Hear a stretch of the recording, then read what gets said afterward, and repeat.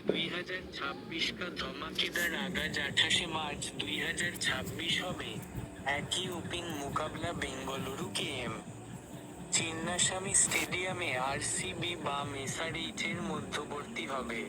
বর্তমান champion RCB এই সিজনের জন্য ভেঙ্কটেশ অয়ার এবং দেবদত্ত পতিক্কল যোগ করুন ব্যাটিং লাইনআপ মজবুত হয়, তখন এসআরএইচ কামিন্স এবং হেডের সাথে মজবুত রোটেশন করা হয়। আজ তক +3 এসআরএইচ ওপেন ফাইট। গত বছর পাঞ্জাব কিংসকে হররাকর প্রথমবার চ্যাম্পিয়ন বনিসিবি লড়াই টুর্নামেন্ট প্রথমেই ঢাকায় সানরাইজার্স হায়দরাবাদ এসআরএইচ থেকে হবে।